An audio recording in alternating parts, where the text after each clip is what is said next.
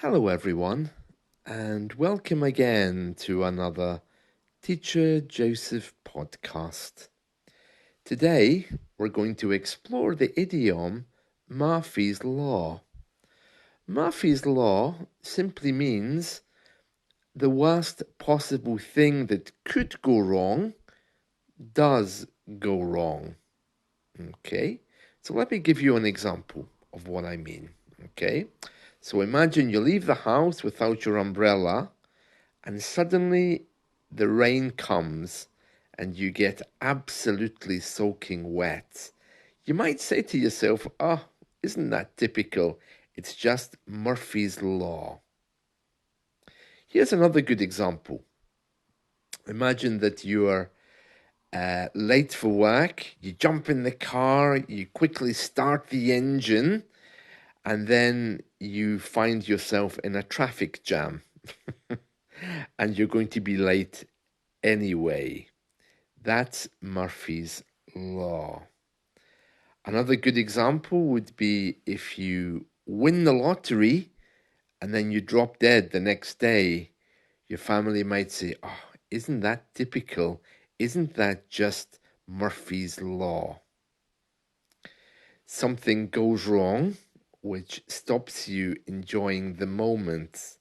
Or in the case of the traffic, you're late anyway, but you get stuck.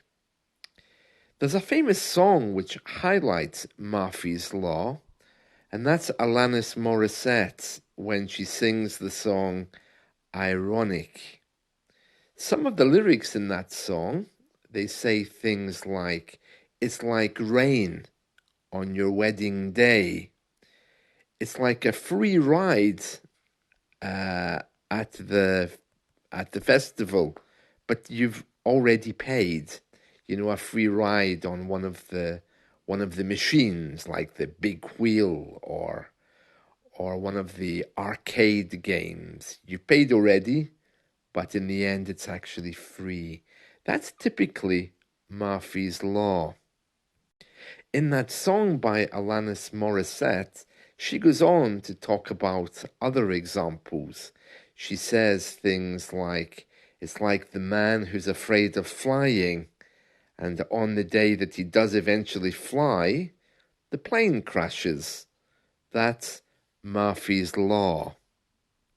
Alanis Morissette doesn't call it Murphy's Law. She calls it irony. She says, isn't it ironic that these things happen? But in British English, it's very common to use the phrase Murphy's Law. So you could say, isn't it ironic? I'm running late and then I get caught in a traffic jam. Or you could say, that's great, isn't it? That's just Murphy's Law. Alanis Morissette gives us loads of examples of Murphy's Law. In fact, the song is all about Murphy's Law, although she's using the phrase ironic, isn't it ironic? But it has exactly the same meaning. Ironic and Murphy's Law are synonyms. Okay, so she says here, a no smoking sign on your cigarette break. And then she says, a traffic jam when you're already late. It's like 10,000 spoons when all you need is a knife. It's meeting the man of your dreams and then meeting his beautiful wife. Yeah, she gives some lovely examples of Murphy's Law. Speaking of Murphy's Law, yesterday I was making bread and I was rushing to get it all finished because I had a class. And I cleaned myself up, I was rushing around, got to the computer, and then of course the student didn't turn up. Isn't that just typically Murphy's Law? Isn't that ironic? You go to all that trouble and then in the end it wasn't necessary. That's a good example if you're looking to use the phrase Murphy's Law.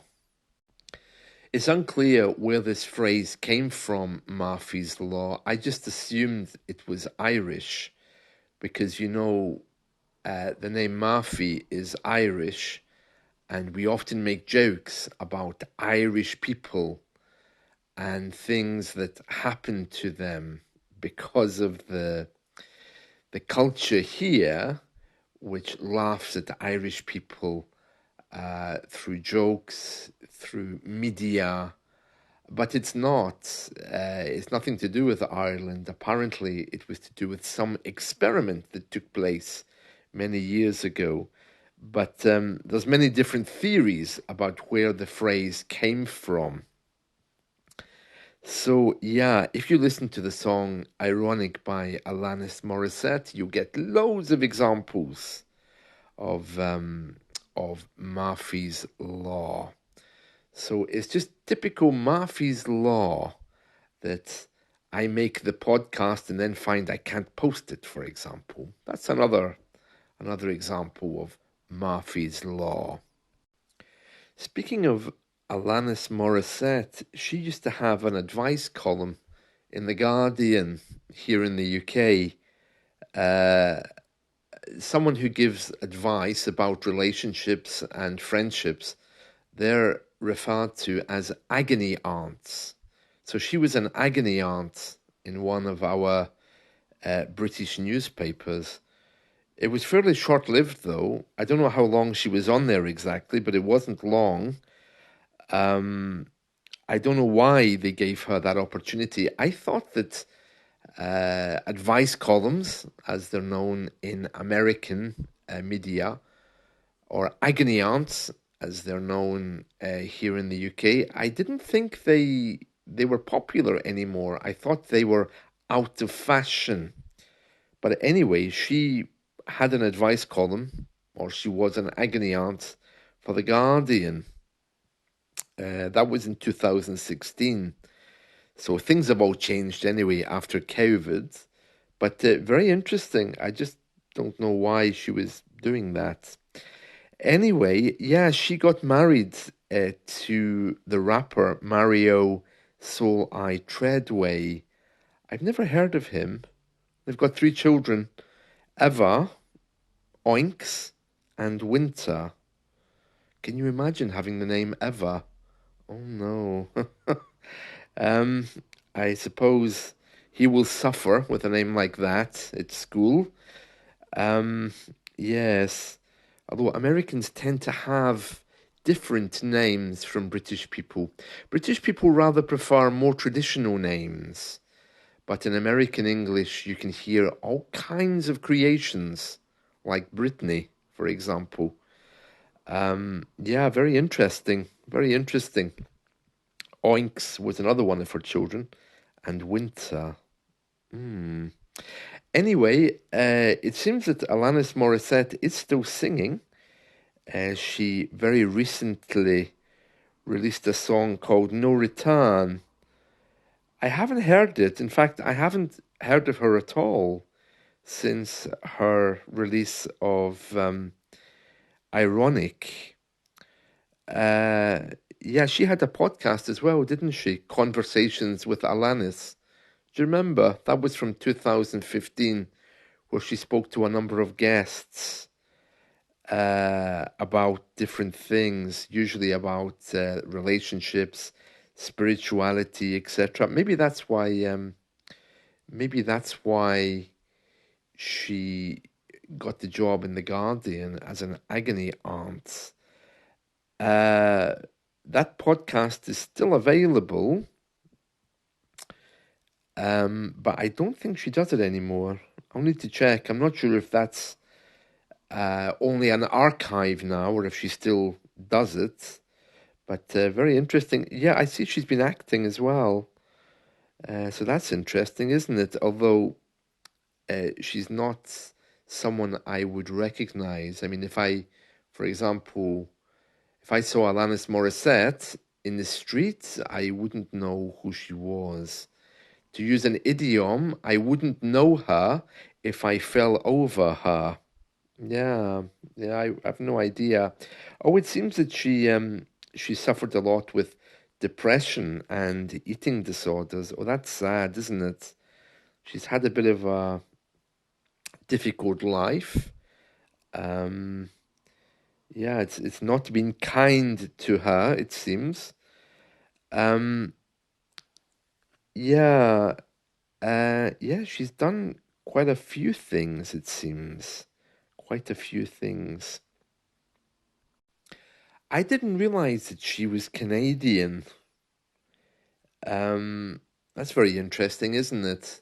Whenever I go on YouTube, there's always images and video clips of drones operated by Canadian men, and they're always looking at how trees and bushes are changing from green to orange. I don't know who would be interested in that, but there seems to be many Canadians on YouTube with their drones showing us how trees are changing color. Maybe in Canada that's a big thing. Yeah, so she's Canadian. Oh, very interesting. Very interesting. And now she's a naturalized American. Yeah, when people change countries, I mean politically, when they get a new passport, they're referred to as naturalized. Sounds like a really bad facial cream, doesn't it? Anyway, yeah, she's been naturalized into America, so she's holding a passport uh, for America as well. Do you remember I used that phrase yesterday in my podcast about David McCallum? He was a naturalized citizen because he was born here and he ended up living in America. Did you know that in Canada they have a national dish called poutine? It looks like a kind of French fried dish. It looks like chips basically, but they go crazy for it. You can get it in McDonald's and Kentucky Fried Chicken over there. It's like chips with a meat-based gravy with um, some kind of white card on the top. No, they go crazy for that. They even have poutine festivals throughout the cities. Oh, it doesn't sound nice, does it? Um, yeah, they also have this thing called butter tarts, and it's like a cake with pastry, and it's full of butter, sugar, syrup, eggs, and raisins. Well, it's off my list then, isn't it? And it's cooked until it's crunchy. It's like a kind of dessert. I'm looking at a picture of it here. It looks like a British mince pie. You know those really sweet Christmas pies we have. We call them mince pies, but it's not beef mince, it's fruit mince. Yeah, yeah.